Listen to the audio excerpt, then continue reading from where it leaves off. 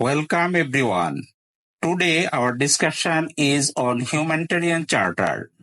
A charter is the grant of authority or rights. A humanitarian charter typically refers to a set of principles, guidelines, or agreements that outline the fundamental rights, responsibilities, and standards governing humanitarian actions. These charters are often developed by international organizations, governments, or humanitarian agencies to ensure that humanitarian assistance is provided in a principled, effective, and coordinated manner. Key elements of a humanitarian charter include principles, the core values that guide humanitarian action, such as humanity, impartiality, neutrality, and independence. Rights afford the rights of affected population, the right to life, dignity, and assistance.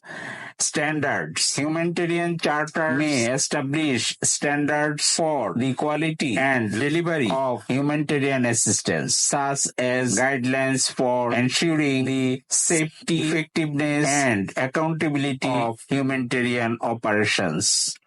Coordination among different actors involved in humanitarian response, including government, non-governmental organizations, United Nations agencies, and other stakeholders. Coordination helps to avoid duplication to efforts, maximize resources, and address gaps in assistance. Examples of Humanitarian Charter: number 1, the Spear Handbook, Humanitarian Charter, and Minimum Standards in Humanitarian Response. Number 2, the Code of Conduct for the International Red Cross and Red Crescent Movement and NGOs in disaster relief. Number 3, Guiding Principles on Internal Displacement. Number 4, Minimum Economic Recovery Standards, the SIP network. Number 5, the Minimum Standards for Camp Management.